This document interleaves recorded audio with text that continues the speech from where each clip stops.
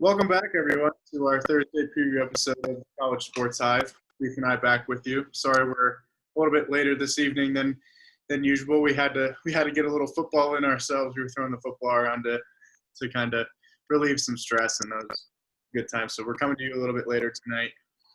Hopefully that's all right. We do have breaking news for you this Thursday evening.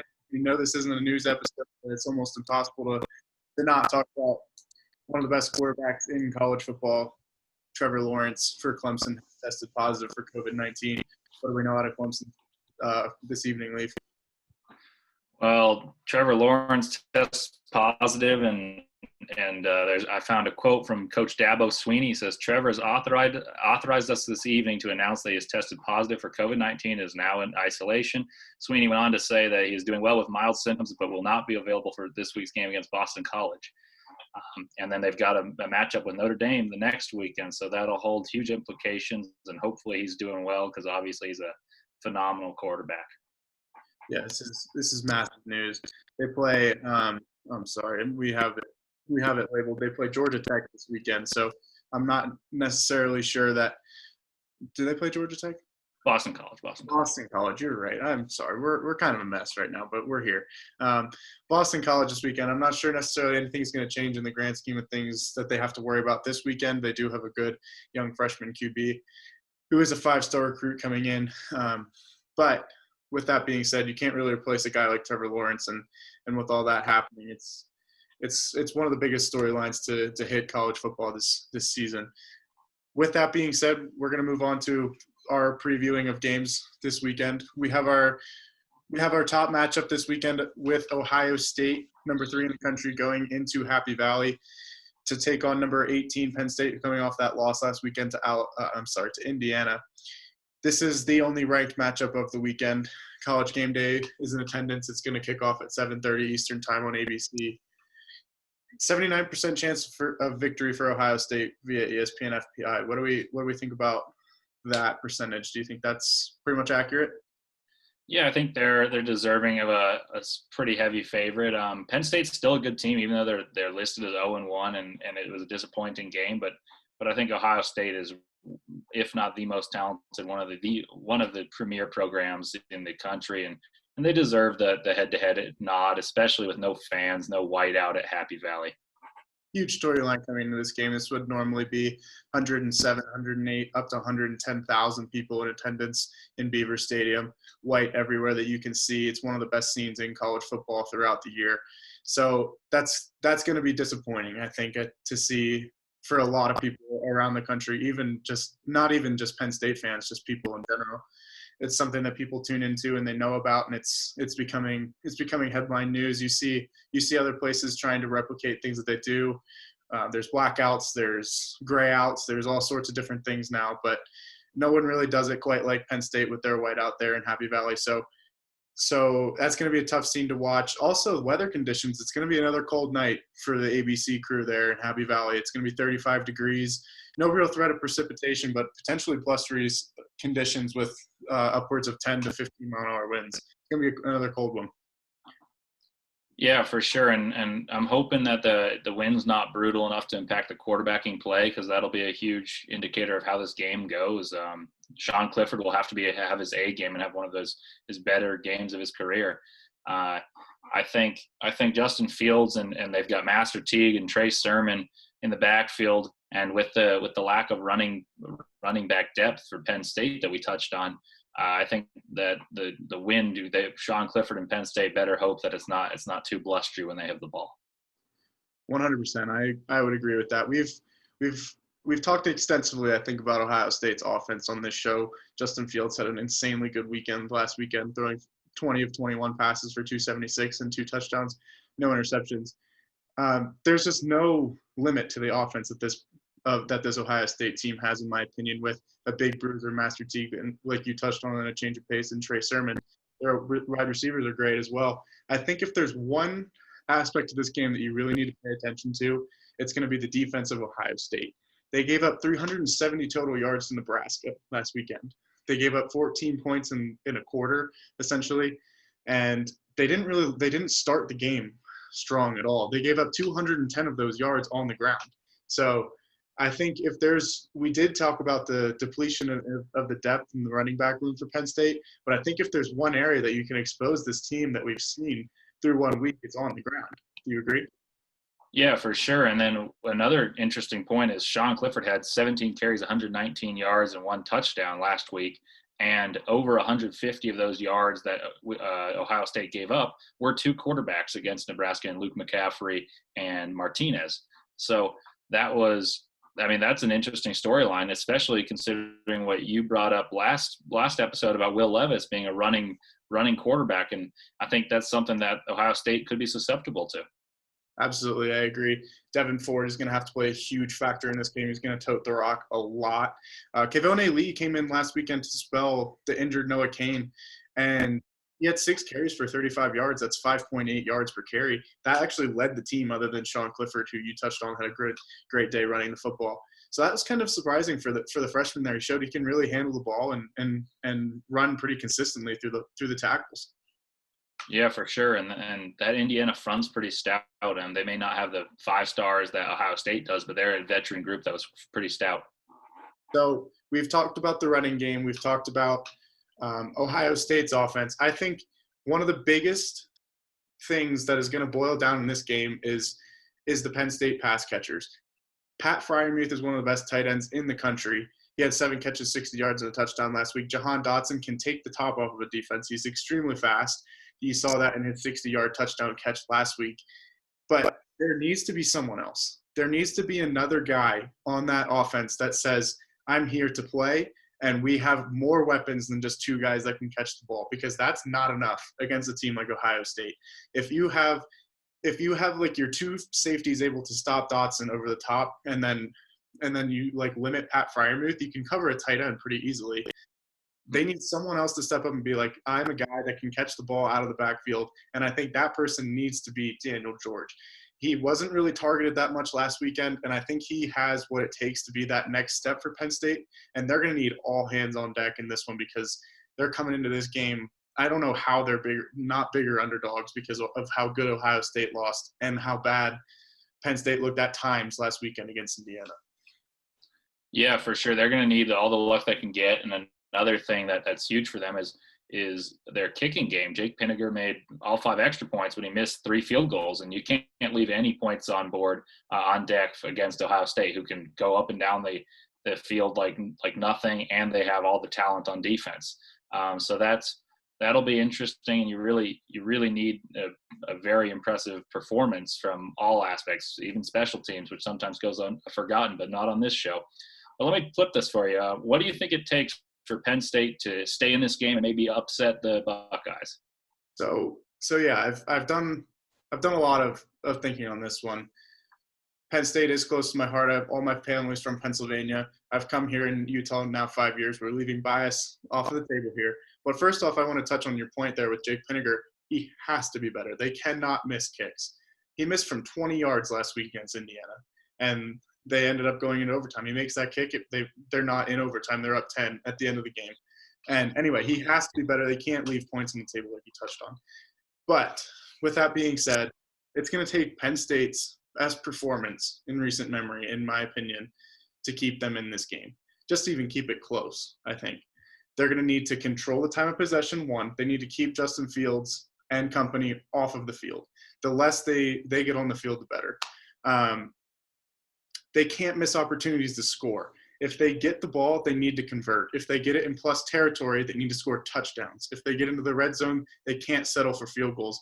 Field goals aren't going to beat Ohio State. So those are 2 massive things. You got to convert, and you got to dominate the time of possession. The teams that struggle against Ohio State is when Ohio State gets in this role that they always get on. Justin Fields starts completing a lot of passes. That opens up the running game, and then they look virtually unstoppable on offense. And Ryan Day is extremely aggressive. He's going to go for it on 4th down. He's going to make you beat them because he doesn't believe that your defense can stop them from getting 10 yards on 4 plays. That's just his philosophy.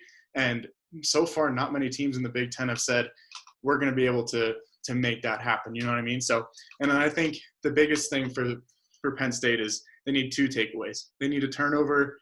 They need 2 turnovers from Ohio State, either on special teams or Ohio State's offense, to keep you in the game. If you steal 2 possessions, you got a chance. But other than that, they probably have to play their best performance and the most complete game that we've seen out of a Penn State team in many years to keep this close. But there is a chance. There's always a chance. They have the talent. They have the athletes to make it happen. Yeah, and then this one game for me, I was thinking about it, and you have to dominate time possession. So it's really unfortunate that the running backs for Penn State aren't there, because that's a great way to outscore Ohio State, is keep them off the field. And then secondly, the key addition is someone that could stop the run, so then they could make Fields have to dink and dump rather than throw to those extremely talented wide receivers. So Micah Parsons not being there, not able to patrol the middle, the second level, and I worry that you're too reliant on Shaka Toney if you're Penn State. But he'll need to play the game of his life, and I really expect if he's able to impact this game, because the whole Ohio State the offense has to be highlighting him as someone they need to stop in order to roll, that he'll skyrocket up draft boards, and I'd be very, very impressed if he's able to cause a turnover by a strip sack or something like that. And he'll be the biggest X factor in my opinion. I totally agree with that. And like, it all boils down to there's 3 phases of a football game, right? There's special teams, there's offense, and there's defense. I think if you're Penn State, you kind of almost have you have to play good defense, but you kind of have to throw that one out. Ohio State's going to score. You're not going to be perfect on defense. I said they need 2 takeaways, but when you boil it down, like, they have to be perfect in special teams. They can't miss kicks. They have to dominate field position. They have to be able to pin Ohio State deep and make them drive the length of the field to score. And I think they have to play a pretty flawless game on offense, because if they can't score, Ohio State's going to. They've scored against everyone they've played. So you need to score to maintain that level of competition. And I just frankly don't think that Penn State can score enough and be that perfect on offense with all of those guys missing. They haven't shown enough, especially in their loss against Indiana. So I just don't think that they're necessarily there yet. But then again, it's week 2. You could see some mistakes out of Ohio State, and you could see Penn State play a much better game than they did against Indiana. It'll be interesting to watch. Yeah, they'll for sure be more motivated. And the last time that I can remember Ohio State being at all stopped and not even fully was Clemson. And they had all the athletes in the world, and they had someone similar to Micah Parsons and Isaiah Simmons. So that just highlights the loss. They need someone who can go out there, be basically a strong safety playing middle linebacker. And that type of athlete is something that's sorely missed. And I really wish that we were able to see a fully healthy Penn State team play a fully healthy Ohio State team. But it is what it is. And like Scott said, that anytime you have a chance, that's all you ask for. Absolutely. And like I said, we wish that there was 110 screaming fans in the stands to give Penn State that home field advantage. But also, that being said, Penn State's played super competitive in the Horseshoe the last 2 times they were there. So they don't necessarily need that to keep this rivalry game against Ohio State close. So I think this game's always close. It's always fun to watch. So make sure you tune in. It's going to be a good one at 7:30 Eastern there in Happy Valley. I just think the Buckeyes are too much. We're looking forward to our picks, but I just think they're going to be too much there moving forward. We talked on that one for a while. It was the only ranked matchup of the week. So we're now moving on to Texas, Oklahoma State. We've discussed how impressed we've been with Oklahoma State throughout this season so far. They come into this game against Texas only favored by 3.5 points. Do we think that's justified? I think a lot of it has to do with the potential talent that Texas has. They've got all the weapons of the world. They've got Sam Ehlinger, who's one of the best quarterbacks in the country still. And I think it's not horribly unfair to the number 6 team in the country, just considering Texas has so much talent and can give you a game anytime. I think if I were Oklahoma State, I'd use that as fuel, though, for sure. That you're playing a middling Texas team, and you're 6th in the country, and you're only 3.5 point favorites. So I'd use that as fuel, and I assume that Oklahoma State's going to come out here in Stillwater and play one of their statement games, because if they run the gambit, they have got a really good chance of making the college football playoff. And this is one of the biggest games remaining on their schedule. Absolutely. I think we've touched on they have to be perfect from here on out moving forward. They have to win the Big 12 and be undefeated to have a chance to get into that college football playoff discussion. Well, they're in the discussion, but to have a real legitimate case to play one of the best teams in the country. And this is a must-win game for them. I think 3.5 points is a little weak. I think that's a little disrespectful to a team that's shown that they play great. They play great defense and they dominate time of possession. They have a great running back, Chuba Hubbard. We've talked about.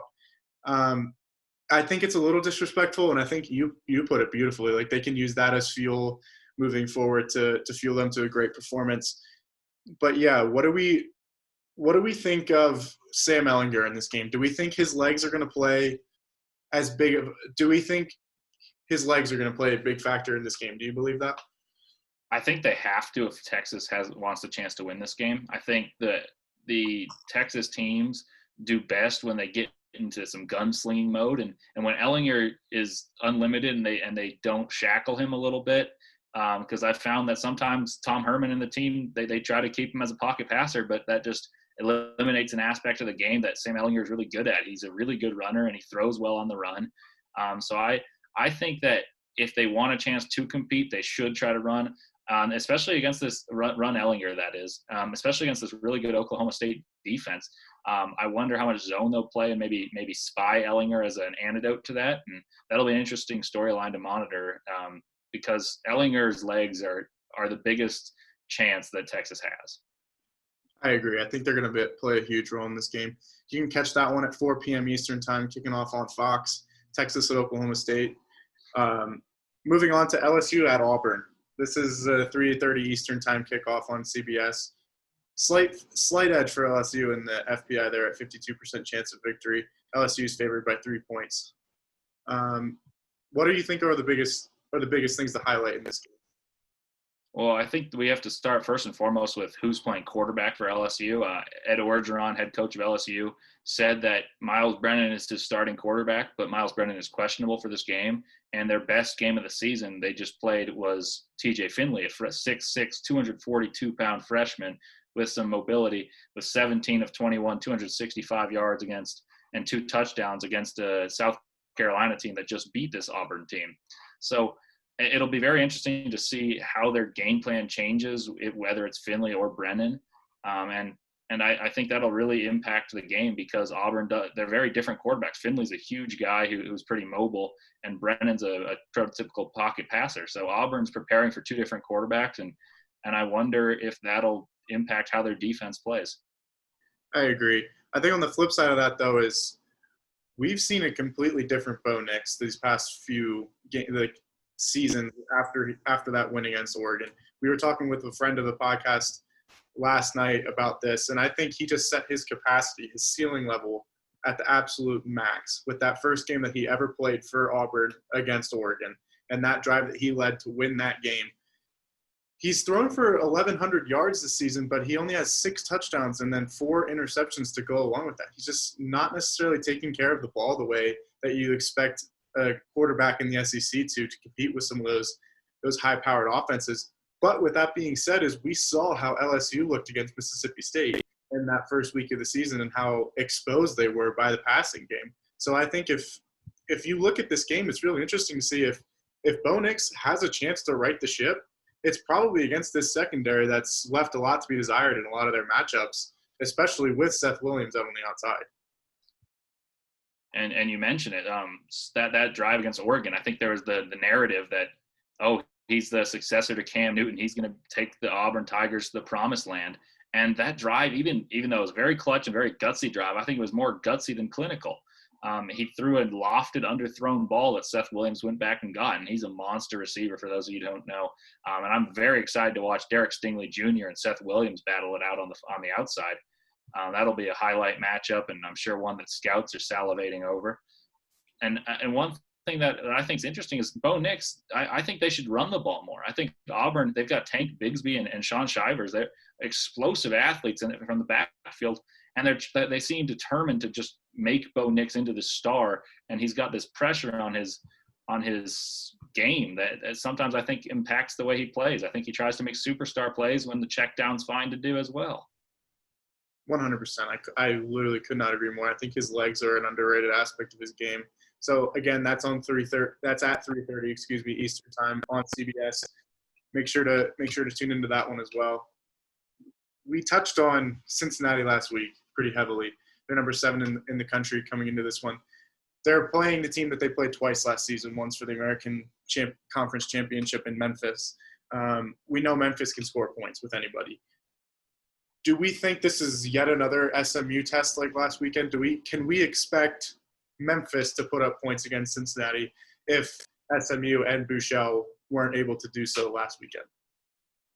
Well, I think Shane Buechel's a fabulous quarterback, and I really like the way that SMU plays. I think they just had a bad game. And credit to Cincinnati, they were really good. They dominated time of possession, and they took advantage of mistakes made by SMU. But there was 8 dropped, and 5 of which inside the red zone for SMU. And I think that it'll be hard for Cincinnati to limit a team 2 weeks in a row that they're both so explosive. But that said, I still see Cincinnati as a favorite in this game at home. They're 6.5-point favorites according to the spreads, and I think they're the better team. They've got a better defense, and they've proven they can score and limit you. While Memphis has gotten into shootouts with everybody, even if they're not considered good teams, even in the American. So I'm leaning towards Cincinnati in this one, but I think it'll be higher scoring on the side of Memphis than SMU was able to put up against Cincinnati. We said hammer the spread last weekend for SMU Cincinnati. We're not going. We were so wrong about that. We're very sorry again. We're not going to necessarily sit here and say that again, but I do agree with you. I think Memphis will put up more points against Cincinnati than SMU did. Brady White, for the quarterback for Memphis, is still very talented. He's thrown for 17 touchdowns already this season. But with that being said, I think 6.5 points is a very comfortable number for Cincinnati to cover, and I think that they will do that pretty handily. I think they win this game, and yeah, that's also getting a little bit ahead of myself to the picks. I'm just really ready to pick some games, I guess. But here we are. I think that's pretty fair to say.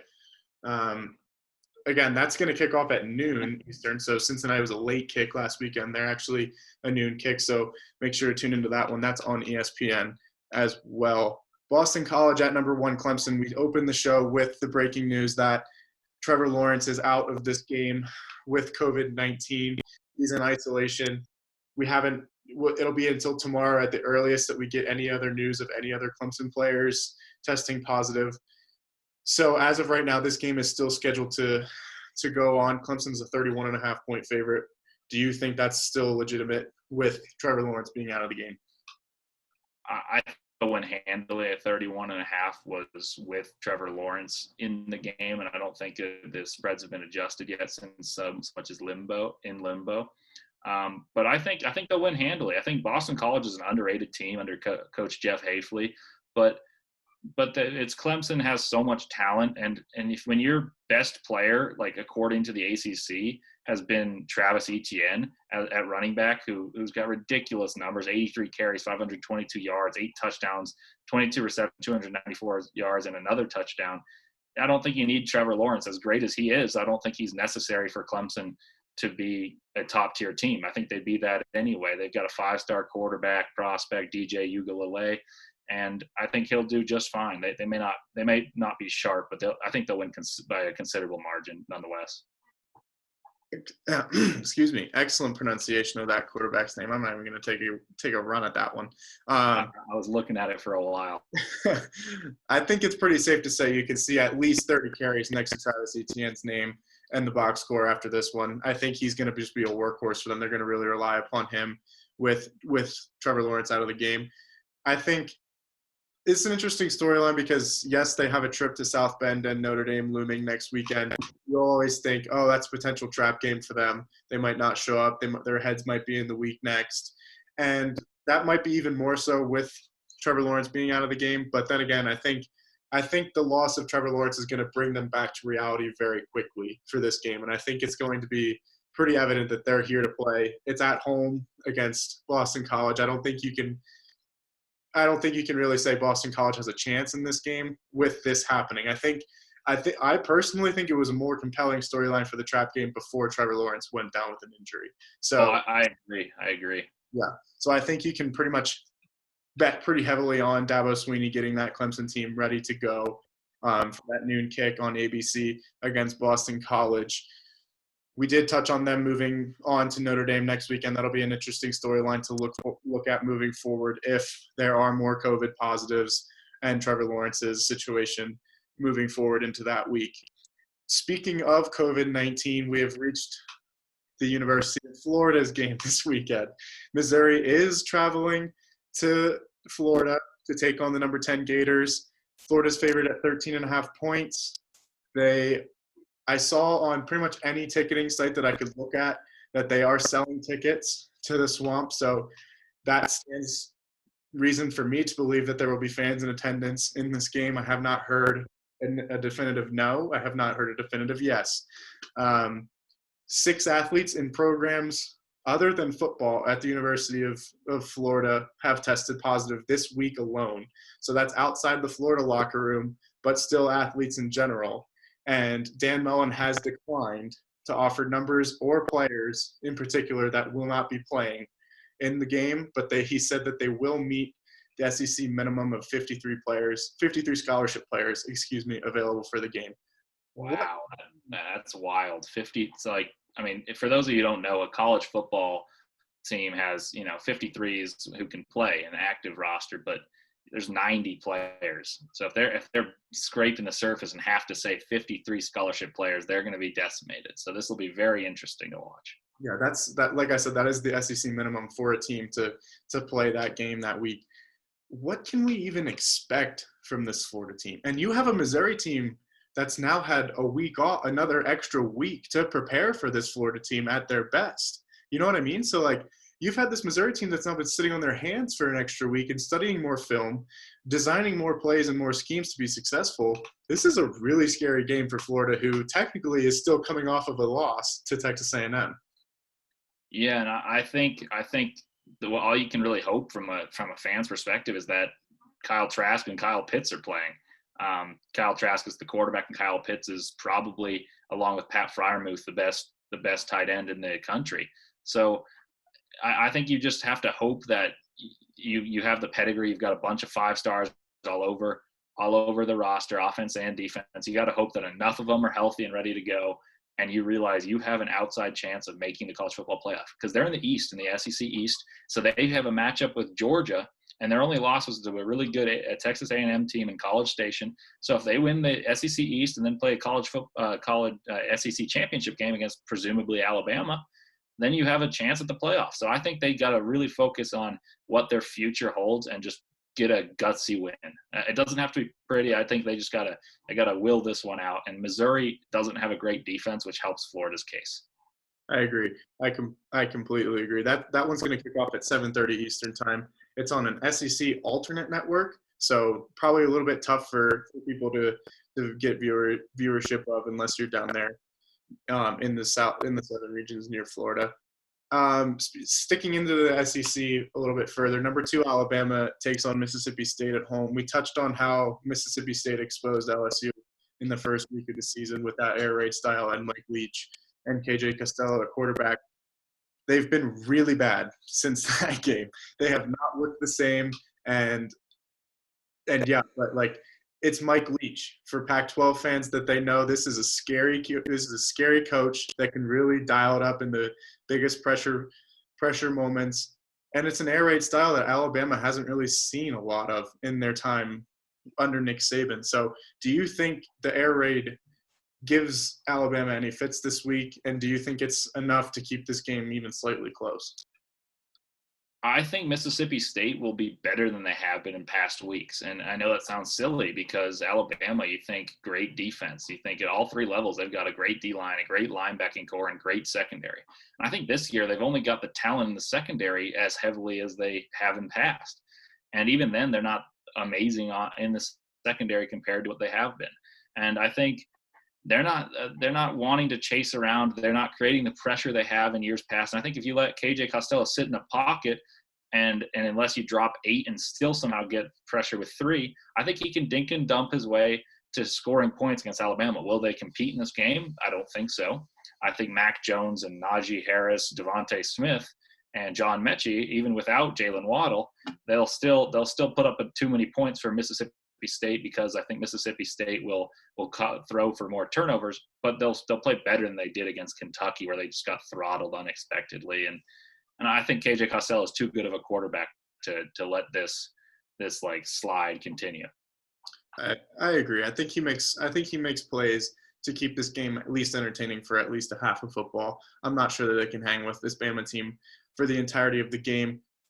You kind of touched on this a little bit in your answer earlier. Do you think we see any sort of lack of production or letdown from the Alabama offense with the loss of Jalen Waddle from that unit? I mean, I think it's an enormous loss, but I don't think it'll bite them yet. I think once they play those top-tier teams, if they make the college football playoff, the loss of an explosive playmaker of the likes of Jalen Waddle, who may be the most explosive player in college football, I think that'll impact them when you can put a corner of the caliber of Devontae Smith when it's a good individual matchup and you need someone underneath to just take one to the house. That'll matter. I don't think Mississippi will really cause an issue for them production wise. I think that's a pretty valid point as well. That game kicks off at 7 p.m. Eastern time on ESPN as well. We have a pretty notable cancellation. We touched on this a little bit in our news episode this week already. We touched on Graham Mertz, Wisconsin's quarterback, testing positive for COVID-19. I also kind of insinuated that there's a chance it could be a false positive. That definitely has not been the case. There is now 12 members of the Badger program that have tested positive in the last 5 days for COVID-19.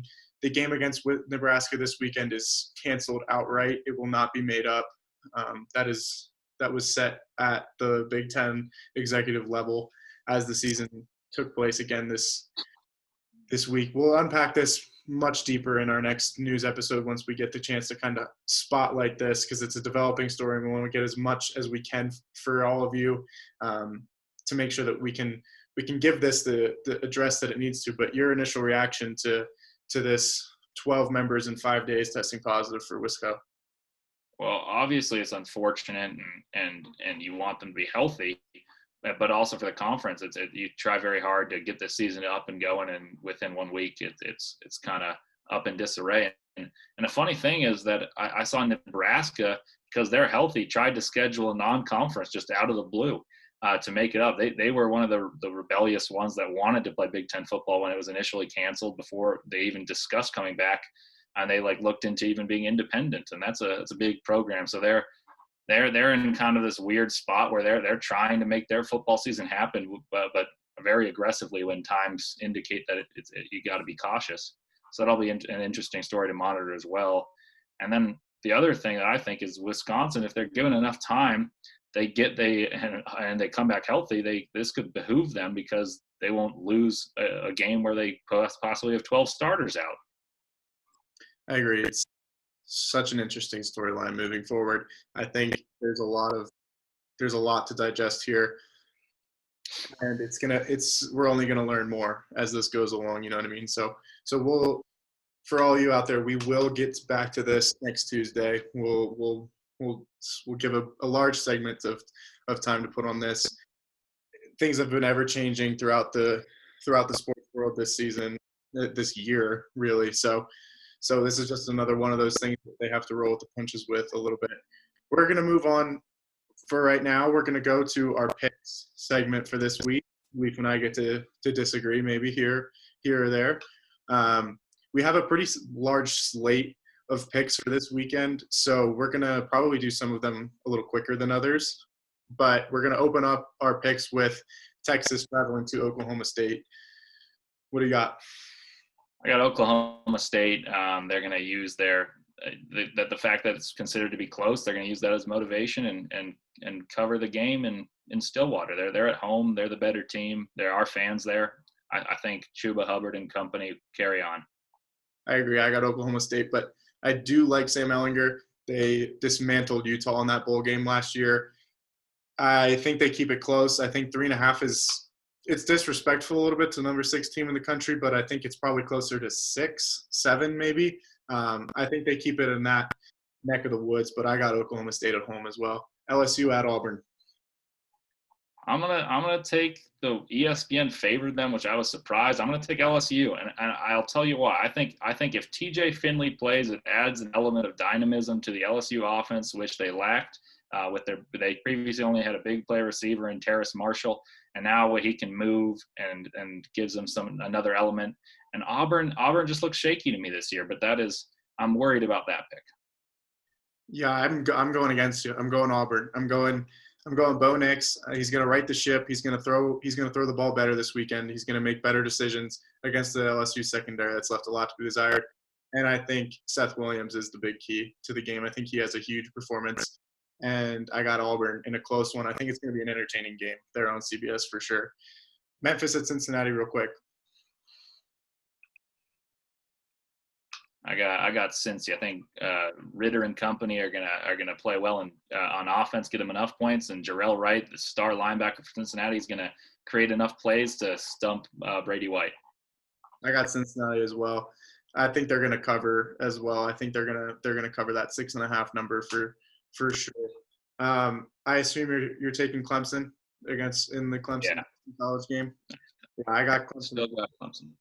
Yeah, Clemson big for me still, even with the loss of Trevor Lawrence in that one. Missouri, Florida. I'm just going to hope that Kyle Trask plays. I think they're going to come out so motivated because they know this is their only chance to play. And so I'm going to take Florida in the swamp, and that'll be a very, very interesting game. Man, I'm worried. We're going against each other more this week. We tied last week. I'm going Missouri, man. They got 2 weeks to prepare for this Florida team, and we don't even know who Florida's putting on the field. So with that being said, I got to pick Missouri. I got to do them the favor, and I just think it's going to be really interesting to see who Florida even puts on the field to play that game. Truth be told, I don't even think Florida should be playing the game personally. So I'm going Missouri, and I'm going to stand by that one.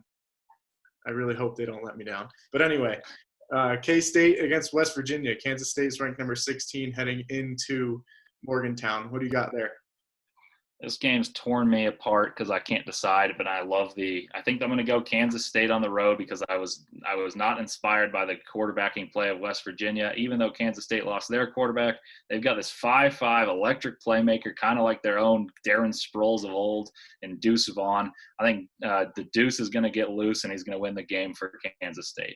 I love that. I love that so much. I'm going K-State as well. I think they're going to garner some more attention here in the next few weeks. I think they're a really solid team.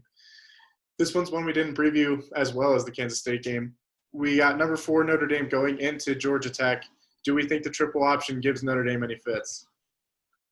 No, I think Notre Dame, if they're one thing, they will always have good linemen. They'll always be good on defense. That you can fill in question marks about how their quarterbacking play, how good their skill position players are, but they're going to be good on defense. And one player to highlight is Jeremiah Owusu-Koramoah. And I think he's going to make some crazy plays, especially in the triple option, diagnosing and making some big plays. Don't be surprised if he picks up a fumble or one of those option pitches and takes it to the house.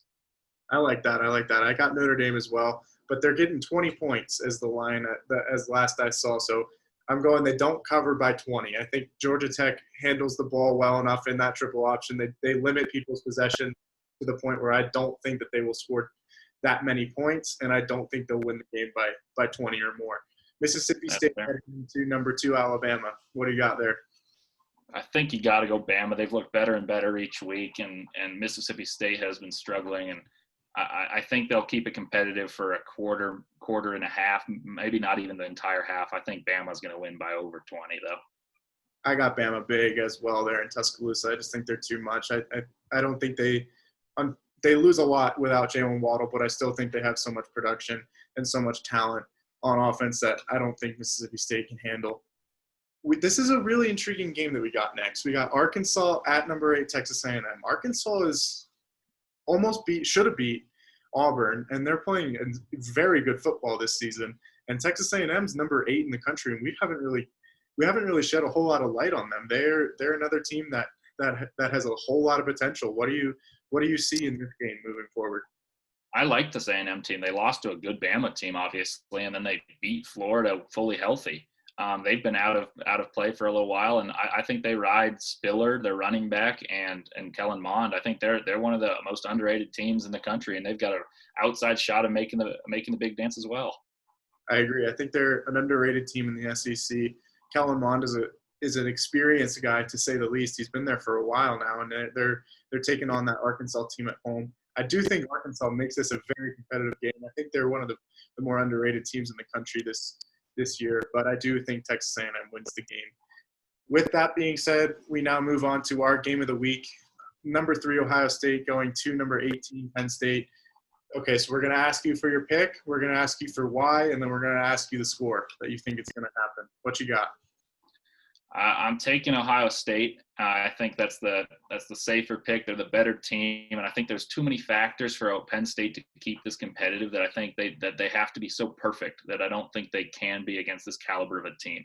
I think they'll be able to score and play good on special teams, play well on special teams, that is, but maybe not defend, or they'll have one slip up, and I just trust Justin Fields to move the ball up and down the field more than I trust Penn State to stop to score and get stops. So I'm going to go with Ohio State 41-27. I think that's really good analysis. If you're going to bet on anything in this game, you're going to bet on Justin Fields. He's the most electric player that's going to be on the field for sure. I unfortunately also have to go with Ohio State. I think they're the much better football team on paper moving into this matchup. With throwing all that you see on paper aside, I think this matchup's always more competitive than people think it's going to be once they finally meet the field. You touched it. You said it perfectly. They have to be perfect. Penn State would have to play the perfect football game to keep this game relatively close and to possibly win. So with all that being said, I don't think that happens. I don't have faith enough in the Penn State offense. I haven't seen enough to say they have enough to go out and compete with Ohio State's offense, to say even the least. So I got Ohio State 45-28, and I'm sorry to all of my Pennsylvania people out there. I'm very sorry, but you got to pick with the head over the heart in these situations, and Ohio State's always the right pick in this situation for me at least. So yeah. That's gonna wrap up our picks for this week. We really appreciate all the support, everyone tuning in. It's been super fun. This is gonna be another really fun weekend. I think there's so many interesting storylines to attend to moving forward, and I'm just really excited to see what we get. It's a weekend where you look at the schedule and like, oh, only one ranked matchup, but you got a lot of intriguing games here.